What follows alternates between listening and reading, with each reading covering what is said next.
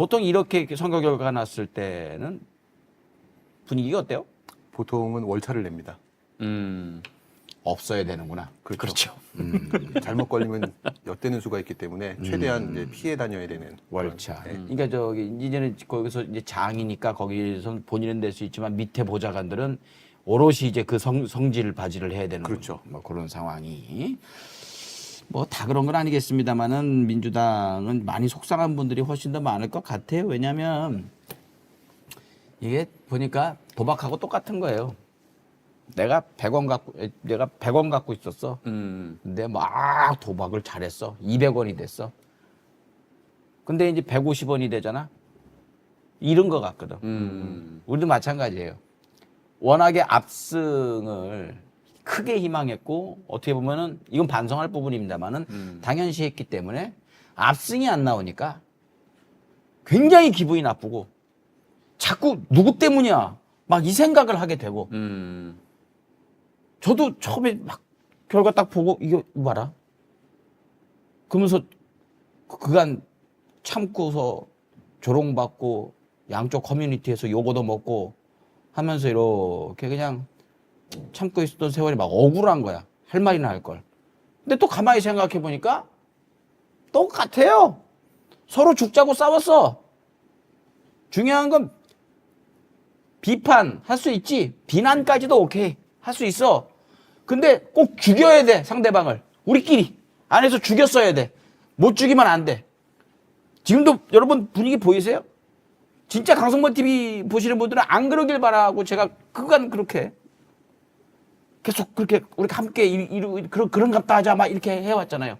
근데 벌써부터 새로운 타겟을 찾는 사람들이 선동을 시작해요. 자기들 되돌아볼 생각은 안 하고 누구 때문이다. 이제 저놈을 조져야 된다. 벌써 시작하는 사람들이 있어요. 진짜 그런 사람들 조심해야 돼요. 밖에서 볼 때 어떻겠어요? 저것들 건방 떠는 거 봐라. 이 얘기밖에 더 듣겠느냐고. 그게 오늘 투표 결과인 거예요. 물론 세상에 저걸 뽑아? 어떻게 같은 사람인데 저런 물건들을 뽑지? 이해가 돼? 그건 당연히 기본적으로 항상 우리가 가져왔던 분노이고 그걸 넘어서 그걸 이겨낼 수 있는 상황이었는데 우리끼리 티격태격 하다가 저도 마찬가지입니다. 티격태격 하다가 우리가 말아먹은 거야 이거. 누구를 탓해요? 난 그 생각이 들어가지고 너무 그게 화가 나고 나도 되돌아보게 되고 뭐 그렇더라고요. 저는 어제 거기서 펑펑 울었어. MBC 그 영상이 있어 시작하기 전에 카운트다운 하는 거. 60초. 예. 그러면서 이제 전쟁 때부터 해가지고 꼬마 소녀가 계속 역사의 그 우여곡절을 대한민국의 우여곡절을 쫙 거쳐 민주화 운동부터 해가지고 IMF 해가지고 군사 독재 뭐 이렇게 해가지고 월드컵의 환호 거기에서 이제 다시 뭐 코로나도 이겨내고 그러다가 딱 헬기가 보이는데 그 윤석열의 내란이잖아요. 거기서 빵 터진 거야. 그러면서 딱 출구조사 봤는데 우리 예상대로 또 거의 나올 것 같아. 거기까지는 기분이 좋았지. 그러면서 그 울음이 굉장히 눈물이 굉장히 유쾌한 눈물이었어. 근데 가다 보니까 이게 뭔가 싶은 것도 있고 내가 그게 있었어요. 징조가 있었다고 할까? 여기 상처 보이세요? 여기 상처 있지. 이 닦다가 칫솔이 부러지는 거야. 오. 그래 긁혔어. 언제? 어제? 혹시 그 광고하는 칫솔 아니죠? 아니야. 야, 뭐지? 뭐가 부러지면 안 좋다는데? 이상하게도 찝찝하더만은 아니나 다를까. 이렇게 돼가지고. 여러 가지 생각이야. 이것 때문에 그런가? 저것 때문에 그런가? 여러 가지 생각이 들더라고. 또 하나 이상한 게 내가 성인 되고 나서 한 번도 투표를 빠진 적 없지만 새벽까지 거의 결과 확정까지 안 보고 잔 적이 없거든? 어제는 기절했어.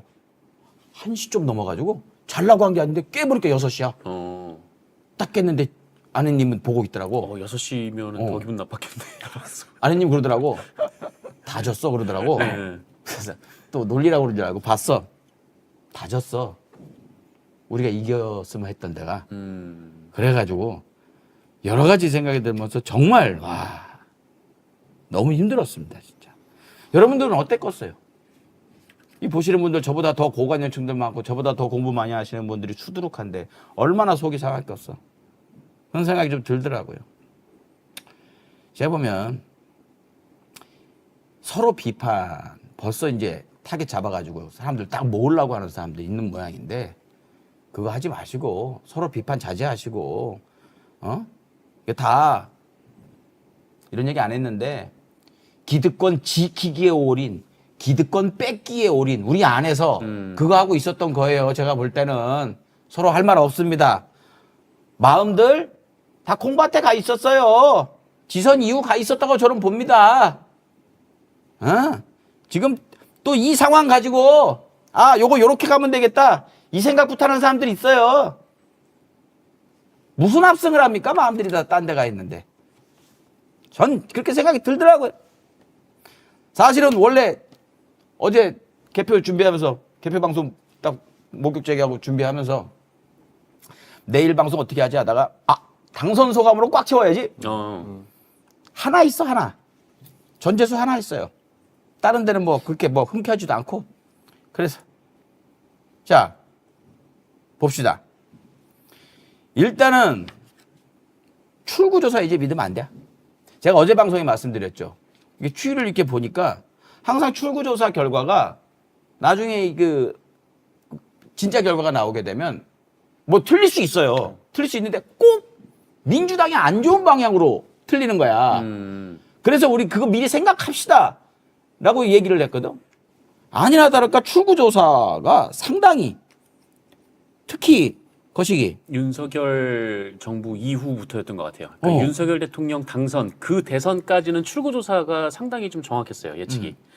그런데 이제 윤석열이 집권을 하고 좀 지방선거를 지나면서 이제 윤석열의 좀 전행이나 폭정이 좀 심해지니까 보수층에서 아예 어떤 여론조사나 사전조사 등에도 응답을 하지 않기로 스스로 좀 마음을 먹은 것 같다는 생각이 들어요. 그러니까 본인들이 얘기하기에도 이 존재들을 지지를 하는 게 좀 부끄럽고 좀 민망한 거지. 그러다 보니까 이제 사전조사도 그렇고 뭐 어쨌든 여론조사도 그렇고 좀 응답을 잘 안 하게 되고. 하지만 이 사람들은 강력한 투표 의지를 가지고 있기 때문에 투표장에는 항상 나오고 있다. 그 결과가 이번에도 역시 반영된 선거였다.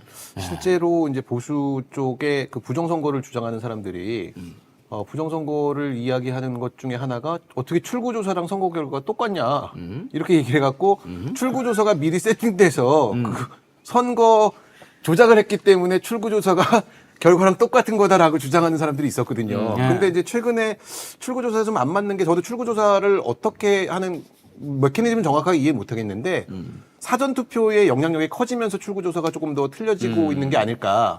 어제 같은 경우에도 사전투표가 굉장히 좀 사전에 많았었고요. 네. 그리고 사전투표는 민주당 쪽이 좀 우세한 걸로 보통 나오는데 출구조사 같은 경우에는 어쨌든 당일 투표에 대해서 출구조사를 할 수밖에 없잖아요. 그게 보정하는 과학적인 시스템은 잘 모르겠으나 사전투표율이 높아지면서부터 좀 안 맞기 시작하는 거 아닌가라는 생각이 들더라고요. 그렇습니다. 뭐 방송 3사람 뭐라고 큰 돈 들여가지고 욕먹을 일 있나. 아무튼 자기들은 최선을 다한 것이고 누구나 다 예상은 하겠지만은 그냥 그 내란당 찍은 사람들이 부끄러워서 응답을 더 안 했다. 이렇게 볼 수밖에는 없는 거예요. 이렇게 나온다는 것은.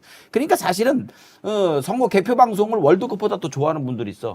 그런 분들의 경우에는 차라리 이게 나아. 출구조사 이랬어? 이제 뒤로 치워오면 되거든 앞으로는. 뭐 과정만 보면 되니까. 네. 그렇습니다.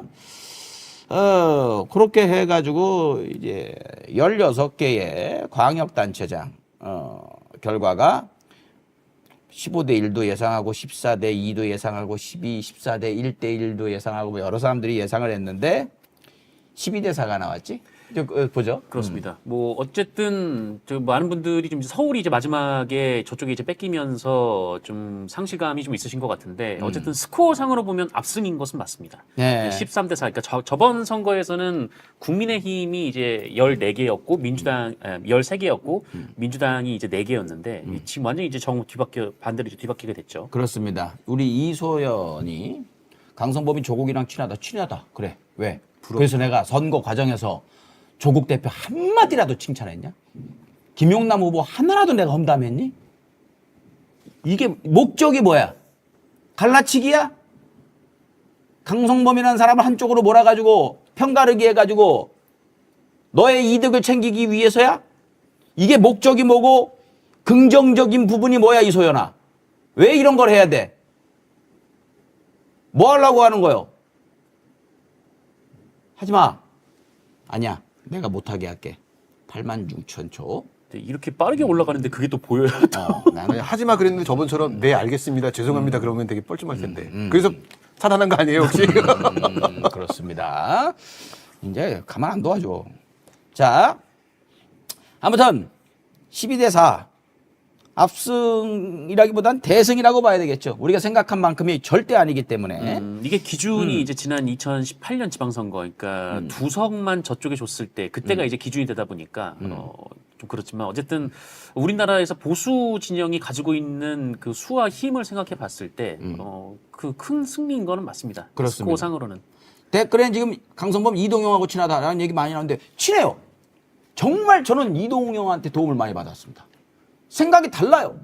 그래서 저는 이동영 TV 가서도 이동영과 반대되는 생각을 얘기해요. 이동영은 그런 것 다 해요. 그게 민주진영 아니에요? 그게 그냥 서로 그냥 민주진영 안에서는 야구팀 응원하듯이 으이그 하면서도 그냥 인정하는 그게 돼야 되는 언제부터 우리가 내란당을 대하듯이 우리 안에서 생각 다른 사람들에 대해서 죽여야 됐어요? 누가 그렇게 만들었어? 어떤 사람들이 그렇게 몰고 가? 그럼 안 돼. 적당히 합시다. 앞으로 이런 사람들 보면은 다 거시기 할 거요. 이런 분들 하지 마. 더 심한 말 하면 안 될 것 같아요. 왜냐면 저기 좋은 의미로 얘기하는 사람도 있어가지고. 그렇죠. 네. 우리도 이제 그렇다. 방송에 집중합시다. 내 맘이야. 집중한대로 집중해. 여러분 진행자의 횡포가 미안해. 시작됐습니다. 여러분 오늘은 좀- 구해주세요. 아무 말도 못하고 있습니다. 구해주세요. 오늘 우리 작가도 멘붕이 와가지고 대본이 막 중구난방이긴 해. 욕하고 싶으면 하트를 올려주세요, 여러분. 그래요. 네. 마음이라도 행복하게. 네. 그렇습니다. 재보궐 결과는 9대5야. 9대5가 뭐. 14개 중에서 13대 1. 뭐 저기 이진숙 정도는 오케이 인정했었는데 9대5가 나와버렸어요. 어떻게 됐는지 한번 얘기 좀 해주셔요. 네, 국민의힘이 된 곳이 네 곳인데 그 대구 달성의 이진숙, 울산 남구갑의 김태규, 평택을의 유이동, 공주부여 청양의 윤용근, 그리고 부산 북구갑에서는 무소속 한동훈이 당선이 됐습니다. 일단 물병을 던지는 마음으로 송영길 후보 당선이 되죠. 51.73 대 38.60 이렇게 나왔어요. 저기가 원래 굉장히 보수적인 지역이라서 박찬대가 잘 밭을 다져놓은 것도 있겠습니다만 역시 송영길이란 네임밸류가 저런 네. 결과를 만들지 않았나. 인천 뭐 민주당 정치 쪽에서는 이제 맹주와도 같은 분이니까 그 인천시장도 하셨고 네. 인천에서 계속 활동을 해오셨기 때문에 뭐 인천 시민들에겐 거부감 없이 받아들일 수 있는 분이죠. 네. 그렇습니다. 저는 저기에서 이제 숨은 공로는 개혁신당이라고 생각을 하거든요. 개혁신당이 한 10% 가깝게 이제 빼가면서 완전 박빙이 될 수 있는 거. 이게 양자구도로 박빙이 되면 사실은 더 결집하는 효과가 있는데 개혁신당이 그걸 좀 가져가져가지고 심심한 감사의 말씀을 드립니다. 네. 저 아니야. 개혁신당 후보가 원래 이제 국민의힘에서 저 지역에서 오랫동안 활동하셨던 네네. 분이거든요. 정승현이라는 사람이 네네. 근데 어느 날인가 급 박종진이라는 사람이 뚝 떨어져 내려져가지고.